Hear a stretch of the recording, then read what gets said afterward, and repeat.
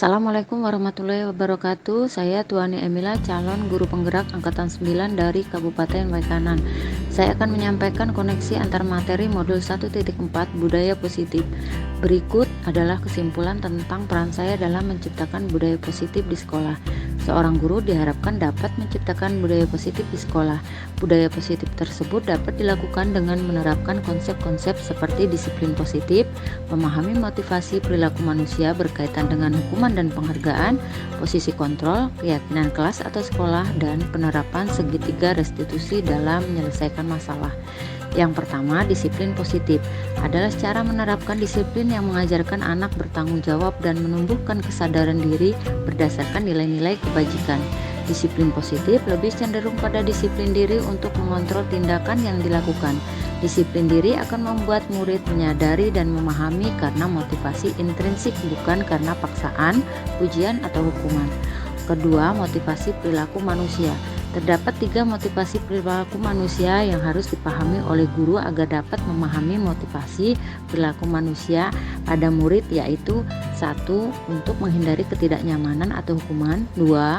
Untuk mendapatkan imbalan atau penghargaan, 3. Untuk menjadi orang yang mereka inginkan dan menghargai diri sendiri dengan nilai-nilai yang mereka percaya. Jika murid memiliki motivasi menghindari ketidaknyamanan atau hukuman dan motivasi untuk mendapatkan imbalan atau penghargaan, maka motivasi yang ada pada diri murid adalah motivasi ekstrinsik. Seorang guru harus dapat membangun motivasi intrinsik pada diri murid agar murid dapat tumbuh menjadi orang yang mereka inginkan dan dapat menghargai diri sendiri dengan nilai-nilai yang mereka percaya. Sebaiknya seorang guru tidak memberikan hukuman dan penghargaan yang berlebihan untuk menghindari motivasi ekstrinsik pada murid. Yang ketiga adalah posisi kontrol.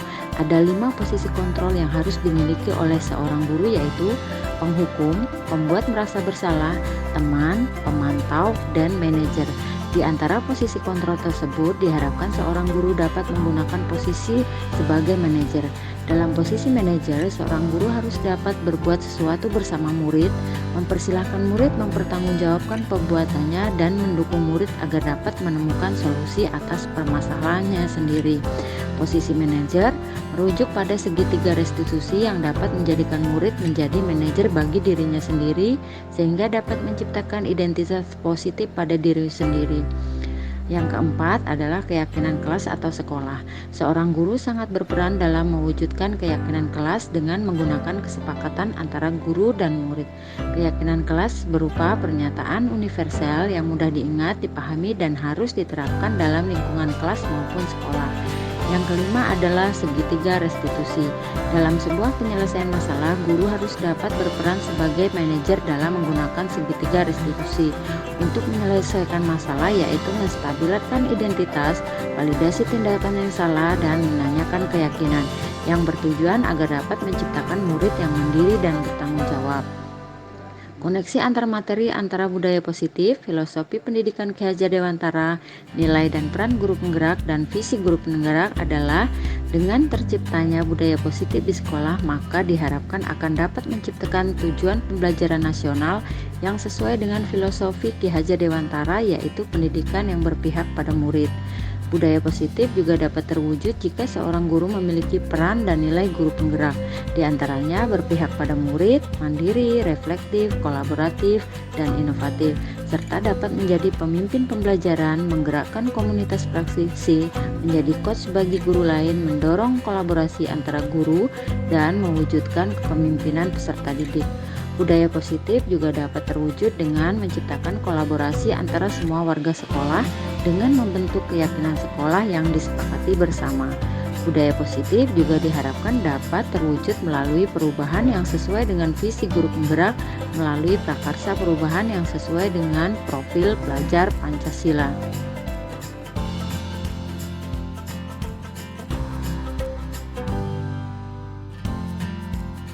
Disiplin positif merupakan pendekatan dalam mendidik murid dalam melakukan kontrol dan kepercayaan diri sehingga murid dapat berperilaku dengan mengacu pada nilai-nilai kebajikan universal. Posisi kontrol memberi hukuman, membuat rasa bersalah teman, pemantau, dan manajer. Nilai kebajikan dan keyakinan kelas. Nilai merupakan tujuan mulia yang mengacu pada penerapan nilai-nilai dan prinsip-prinsip mulia yang diyakini seseorang, dan keyakinan kelas merupakan kesepakatan yang dibuat dan diyakini bersama berdasarkan nilai-nilai kebajikan. Teori motivasi, hukuman, dan penghargaan. Untuk menghindari ketidaknyamanan atau hukuman, mendapatkan imbalan atau penghargaan dari orang lain yang mereka inginkan, dan menghargai diri sendiri. Hukuman adalah bentuk pengendalian perilaku seorang yang sifatnya memaksa dan menyakitkan, sedangkan penghargaan adalah bentuk pengendalian perilaku seorang dengan suatu benda atau peristiwa yang diinginkan. Kebutuhan dasar manusia yaitu bertahan hidup, kasih sayang, rasa diterima, penguasaan, kebebasan, dan kesenangan. Segitiga restitusi menstabilkan identitas, validasi tindakan yang salah, dan menyatakan keyakinan.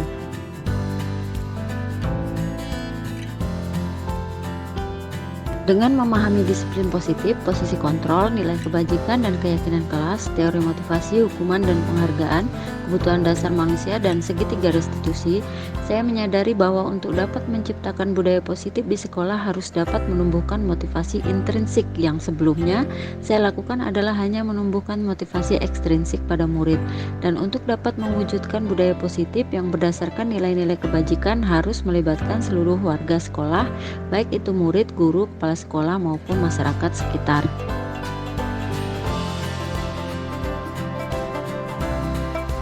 Perubahan disiplin murid setelah melakukan praktik keyakinan kelas, nilai-nilai kebajikan yang telah disepakati bersama murid dapat menumbuhkan kesadaran pada diri murid, sehingga murid dalam kelas saya dapat lebih mengontrol diri dalam tindakan negatif yang dilakukan. Setelah melakukan praktek segitiga restitusi, murid dapat menyadari kesalahan yang telah dilakukan dan dapat memperbaiki tindakan negatif yang dilakukan menjadi tindakan positif.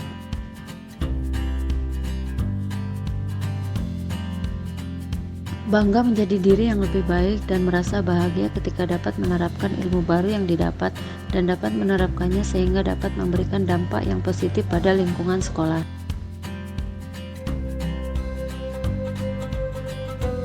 Beberapa budaya positif yang sudah ada dan sudah tumbuh sebelumnya hanya perlu mengembangkan dan memberikan pemahaman konsep nilai-nilai kebajikan yang belum ada di lingkungan sekolah, baik dalam diri murid maupun guru.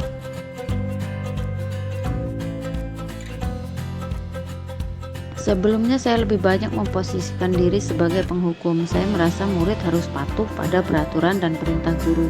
Setelah saya mempelajari model ini, saya memahami bahwa seharusnya guru dapat memposisikan diri sebagai manajer. Setelah saya memposisikan diri sebagai manajer, saya lebih bisa mengelola kelas dengan baik, efektif, dan efisien.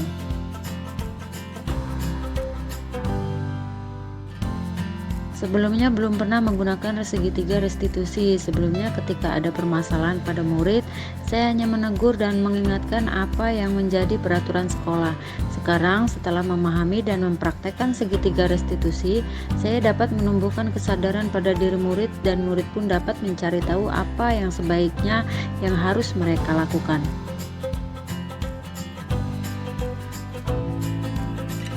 Lain yang penting adalah belajar untuk konsisten dalam melakukan perubahan dalam pengembangan diri maupun pengembangan orang lain. Terima kasih. Wassalamualaikum warahmatullahi wabarakatuh. Salam guru penggerak.